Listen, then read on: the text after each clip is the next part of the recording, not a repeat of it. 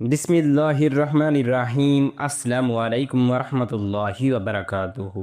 मेरे अज़ीज़ भाइयों और बहनों, आज की इस ख़ास वीडियो में हम एक ऐसे सवाल का जवाब देने जा रहे हैं जो रमज़ान मुबारक में अक्सर पूछा जाता है कि तरावी रोज़ा रखना कैसा। क्या तरावी के बगैर रोज़ा रखा जाता है? क्या तरावी छोड़ने से हमारे रोज़े पर कोई असर पड़ता है? ये वो सवाल है जिसके बारे में बहुत से लोग कंफ्यूज हैं। कुछ लोग कहते हैं कि तरावी ज़रूरी नहीं, जबकि कुछ उसे फ़र्ज के बराबर समझते हैं। लेकिन असल हकीकत क्या है? क्या हम तरावी को छोड़कर भी रोज़ामंद की? बिस्मिल्लाहिर्रहमानिर्रहीम अस्सलामु अलैकुम वरहमतुल्लाहि वबरकातुहू। मेरे अज़ीज़ भाइयों और बहनों, आज की इस ख़ास वीडियो में हम एक ऐसे सवाल का जवाब देने जा रहे हैं जो रमज़ानुल मुबारक में अक्सर पूछा जाता है कि रमज़ानुल मुबारक में तरावी के रोज़ा रखना कैसा है। क्या तरावी के बगैर रोज़ा रखना जायज़ है? क्या तरावी के बगैर रोज़ा हो जाता है? क्या तरावी छोड़ने से हमारे रोज़े पर कोई असर पड़ता है? ये वो सवाल हैं जिसके बारे में अक्सर लोग कंफ्यूज रहते हैं। कुछ लोग कहते हैं कि तरावी ज़रूरी नहीं, जबकि कुछ उसे फ़र्ज के बराबर समझते हैं। लेकिन असल हकीकत क्या है? क्या हम तरावी को छोड़कर भी रमज़ान की बरकतें मुकम्मल तौर पर हासिल कर सकते हैं, या फिर तरावी को छोड़ने से हमारी इबादत में कोई कमी रह जाती है? अगर आप भी ये जानना चाहते हैं कि तरावी के बगैर रोज़ा रखने की शरई हैसियत क्या है और क्या आप रमज़ानुल मुबारक का मुकम्मल फ़ायदा उठा रहे हैं या नहीं, तो ये वीडियो आखिर तक ज़रूर देखें, क्योंकि हम कुरान और हदीस की रोशनी में इस सवाल का वाज़ेह और मुदल्लिल जवाब देंगे ताकि आपको किसी भी किस्म का शुबा न रहे। तो मेरे साथ आखिर तक जुड़े रहिएगा, क्योंकि ये वीडियो आपकी इबादत के हवाले से कई अहम गलत फहमियों को दूर करेगी। और हाँ, इस वीडियो को ज़्यादा से ज़्यादा शेयर करें ताकि दूसरे लोग भी इस मसले को समझ सकें और रमज़ान को सही तरीके से गुजार सकें। तो बिना वक्त ज़ाया किए चलते हैं आज के अहम मौजू की तरफ। रमज़ानुल मुबारक और नमाज तरावी दो ऐसी इबादत हैं जो एक दूसरे के साथ जुड़ी हैं। रमज़ान रहमत, मग़फ़िरत और जहन्नम से आज़ादी का महीना है, जबकि तरावी इस महीने की सबसे हसीन रातों की इबादत है। जब रमज़ान का चांद नज़र आता है तो ईमान वाले खुशी से झूम उठते हैं, क्योंकि वो जानते हैं कि ये महीना अल्लाह की कुर्बत और रहमतें समेटने का सबसे बेहतरीन मौका है। इसी महीने में कुरान नाजिल हुआ। इसी में शब कद्र की वो बरकत भरी रात आती है जिसकी इबादत हजार महीनों से अफजल है, और इसी में नमाज तरावी जैसी अजीम इबादत हमें नसीब होती है। जब दिन भर रोज़ा रख कर बंदा शाम को इफ्तार करता है तो जिस्मानी और रूहानी तौर पर एक अजीब कैफियत तारी हो जाती है। भूख और प्यास की शिद्दत अल्लाह की रज़ा की याद दिलाती है और बंदा अपने गुनाहों की मुआफ़ी मांगने पर मजबूर हो जाता है। फिर जब इशा की अजान गूंजती है तो मसाजिद भर जाती हैं। लोग कतारों में खड़े होकर अल्लाह ताला के हुजूर झुकने के लिए बेताब होते हैं, और यही वो लम्हा होता है जब तरावी की बरकतें नाजिल होने लगती हैं। तरावी रमज़ान की रातों की ख़ास इबादत है। इसमें बंदा अल्लाह के कलाम को सुनता है, उस पर गौर करता है और अपने रब के करीब हो जाता है। सोचें, जब एक हाफिज़ कुरान की तिलावत हम सुनते हैं, जब वो तिलावत करता है और पूरी मस्जिद में अल्लाह के पाकीज़ा अल्फाज गूंजती हैं, तो वो लम्हा कैसा नूरानी और रूह परवर होता है। रमज़ान का हुस्न तरावी के बगैर मुकम्मल नहीं होता। दिन में रोज़ा और रात में क़याम, ये वो मामूल है जो नबी करीम सल्लल्लाहु अलैहि वसल्लम ने हमें सिखाया, और यही तरीका सहाबा इकराम रिदवानुल्लाह ने मजनईन अपनाया। यही वो महीना है जिसमें दिल नरम हो जाती हैं, आंखें अश्कबार हो जाती हैं, और गुनहगार बंदा भी अल्लाह के सामने झुककर मुआफ़ी मांगने पर मजबूर हो जाता है। तरावी में खड़े होकर कुरान सुनना, दिल को झंझोर देने वाली आयत पर गौर करना, अल्लाह के अज़ाब और रहमत की बातें सुनकर आंसू बहाना, ये सब वो चीज़ें हैं जो रमज़ान को और भी बाबरकत बना देती हैं। ये वो रातें हैं जिनमें अल्लाह ताला अपने बंदों पर खसूसी नज़र करम फरमाता है। जो सच्चे दिल से दुआ मांगे उसकी झोली भर दी जाती है।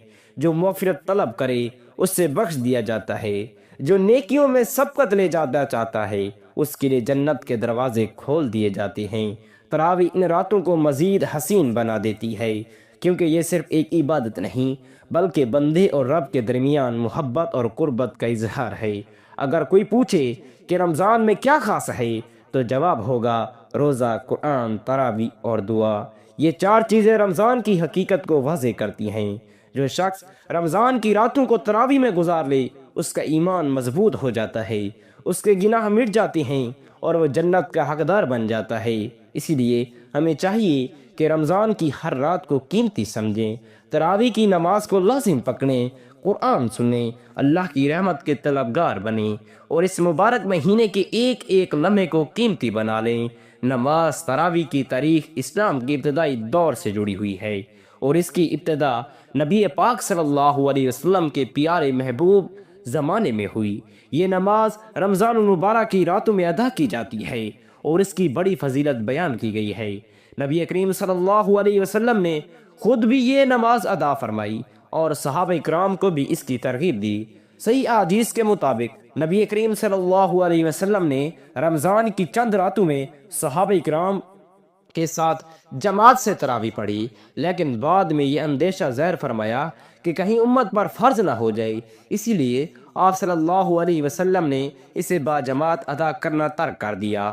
آپ صلی اللہ علیہ وسلم کے وصال کے بعد حضرت ابوبکر صدیق رضی اللہ تعالی عنہ کے دور میں بھی یہ نماز انفرادی طور پر پڑھی جاتی رہی، تاہم حضرت عمر فاروق رضی اللہ تعالی عنہ کے دور میں جب اسلام مستحکم ہو گیا اور فرضیت کا خدشہ ختم ہو گیا تو انہوں نے لوگوں کو ایک امام کے پیچھے نماز پڑھنے کے لیے جمع کیا اور اس طرح نماز تراویح کی باجماعت ادائیگی کا باقاعدہ آغاز ہوا۔ حضرت عمر فاروق نے حضرت ابی بن کعب رضی اللہ تعالی عنہ کو امام مقرر فرمایا اور 20 رکعت تراویح کا طریقہ رائج کیا، جو بعد میں صحابہ کرام اور تابعین کے دور میں بھی جاری رہا۔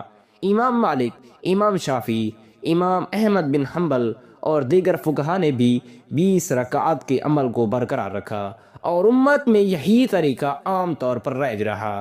البتہ بعض روایات میں 8 رکعت کا ذکر بھی ملتا ہے، لیکن جمہور امت 20 رکعت کے طریقے پر عمل پیرا رہی۔ خلافت راشدہ کے بعد بنو امیہ اور بنو عباس کے ادوار میں بھی تراویح کی نماز باجماعت پڑھی جاتی رہی اور اسے مزید اہتمام کے ساتھ مساجد میں جاری رکھا گیا۔ خاص طور پر مسجد حرام اور مسجد نبوی میں تراویح کے دوران مکمل قرآن سننے کا معمول بنا، جو آج تک جاری ہے۔ عثمانی خلافت کے دور بھی تراویح کا سلسلہ جاری رہا اور اسے مزید منظم ادا کیا گیا۔ بر صغیر میں بھی یہ روایات شروع سے ہی موجود رہی اور علماء مشائخ نے اس کے اہتمام پر زور دیا۔ دور حاضر میں بھی تراویح کا سلسلہ پوری دنیا میں جاری ہے اور مختلف ممالک میں اس سے مختلف انداز میں ادا کیا جاتا ہے۔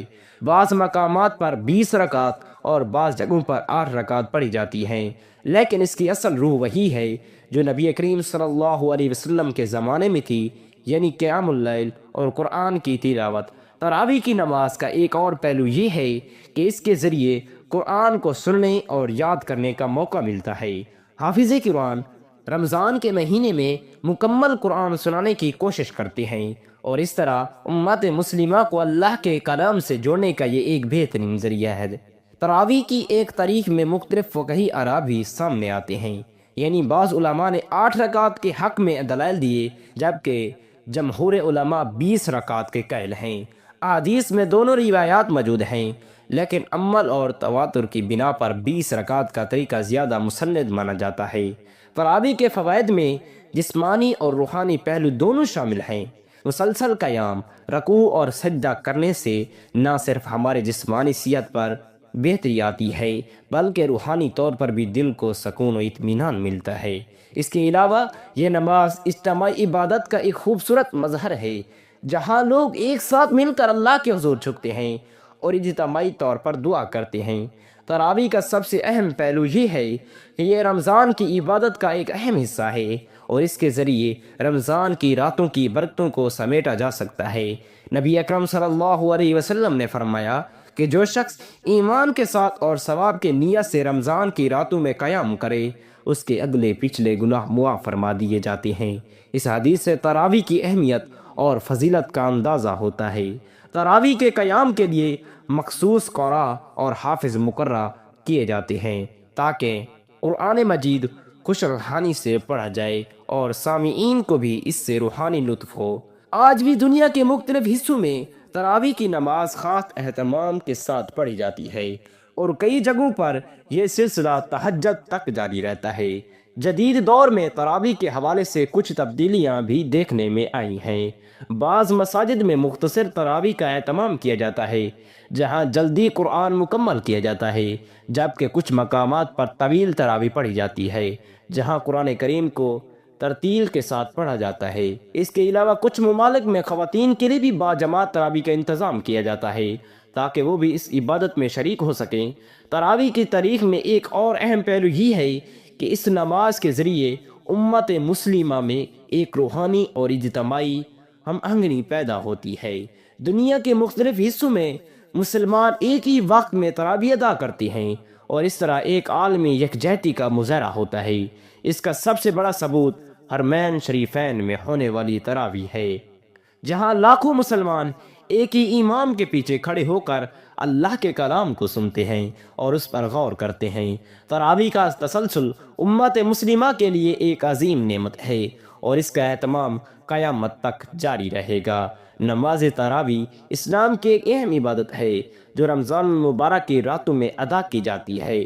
یہ نماز خصوصی طور پر نبی کریم صلی اللہ علیہ وسلم کے عمل اور خلفائے راشدین کی سنت پر مبنی ہے۔ تراویح کا مطلب آرام کرنا یا وقفہ لینا ہے اور اس نماز میں ہر 4 رکعات کے بعد مختصر وقفہ کیا جاتا ہے، اسی وجہ سے اسے تراویح کہا جاتا ہے۔ تراویح کی ابتدا نبی اکرم صلی اللہ علیہ وسلم کے دور میں ہوئی جب آپ صلی اللہ علیہ وسلم نے چند راتیں صحابہ کرام کے ساتھ نماز عطا کی، لیکن بعد میں آپ کو اندیشہ ہوا کہ یہ امت فرض نہ ہو جائے۔ آپ صلی اللہ علیہ وسلم نے اسے ترک کر دیا، تاہم آپ کی حیات مبارکہ میں اور بعد ازاں حضرت ابوبکر صدیق کے دور میں بھی صحابہ کرام انفرادی طور پر تراویح ادا کرتے رہے۔ حضرت عمر فاروق رضی اللہ تعالی عنہ کے دور میں جب فرضیت کا خدشہ ختم ہو گیا تو انہوں نے لوگوں کو ایک امام کے پیچھے جمع کر کے باجماعت تراویح کا باقاعدہ آغاز کیا۔ پاک صلی اللہ علیہ وسلم نے فرمایا، جس نے رمضان کی راتوں میں ایمان کے ساتھ اور ثواب کی نیت سے قیام کی، اس کے پچھلے تمام گناہ معاف کر دیے جاتے ہیں۔ اس حدیث سے معلوم ہوتا ہے کہ تراویح پڑھنا نہ صرف بیس اجر و ثواب ہے بلکہ یہ مغفرت بھی ذریعہ ہے۔ روزہ اور تراویح دونوں عبادات رمضان المبارک کی خصوصی برکتوں میں شامل ہیں۔ روزہ فرض ہے اور تراویح سنت مؤکدہ ہے۔ جو شخص روزہ رکھتا ہے مگر تراویح ادا نہیں کرتا، وہ ایک عظیم سنت کے اجر سے محروم ہو جاتا ہے۔ تراویح کا مقصد صرف قیام نہیں بلکہ قرآن سننے، اس پر غور کرنے اور راتوں کو اللہ کی عبادت میں گزارنے کی ایک مبارک صورت ہے۔ حضرت عمر فاروق رضی اللہ تعالی عنہ نے اس کو باجماعت ادا کرنے کا اہتمام کیا اور صحابہ کرام نے اس پر عمل کیا، لہٰذا یہ ایک مضبوط سنت بن گئی تھی۔ تاہم اگر کوئی شخص روزہ رکھے مگر کسی وجہ سے تراویح نہ پڑھ سکے تو اس کا روزہ صحیح ہوگا، کیونکہ روزہ فرض ہے اور تراویح سنت مؤکدہ ہے، لیکن اسے چاہیے کہ وہ اپنے استطاعت کے مطابق تراویح کا اہتمام کرے تاکہ رمضان کی برکات سے مکمل طور پر فائدہ اٹھا سکے۔ ایک اور حدیث میں نبی کریم صلی اللہ علیہ وسلم نے فرمایا، رمضان کا مہینہ آ گیا ہے، برکتوں کا مہینہ ہے، اللہ تعالیٰ اس میں تم پر رحم فرماتا ہے، آسمان کے دروازے کھول دیے جاتے ہیں، جہنم کے دروازے بند کر دیے جاتے ہیں اور سرکش شیاطین قید کر دیے جاتے ہیں۔ اس میں ایک رات شب قدر ہے جو 1000 مہینوں سے بہتر ہے۔ جو اس کی بھلائی سے محروم رہا وہ حقیقت میں محروم رہا۔ یہ حدیث اس مہینے کی عظمت کو ظاہر کرتی ہے اور اس میں زیادہ سے زیادہ عبادت کرنے کی ترغیب دیتی ہے۔ لہٰذا اگر کوئی شخص روزہ رکھے اور تراویح چھوڑ دے تو وہ ایک بڑی نیکی سے محروم رہا ہے، لیکن اس کا روزہ بستطور باقی رہتا ہے۔ بہتر یہ ہے کہ دن کو روزہ رکھا جائے اور رات کو تراویح میں اللہ کے حضور قیام کیا جائے تاکہ روزے کی حقیقی روح کو پایا جا سکے اور اللہ کی زیادہ سے زیادہ رحمت حاصل ہے۔ اللہ تعالیٰ سے دعا ہے کہ اللہ پاک ہم سب کو بخش دے اور ہماری بے حساب مغفرت فرمائے۔ آمین ثم آمین۔ جزاک اللہ خیرا کثیرا۔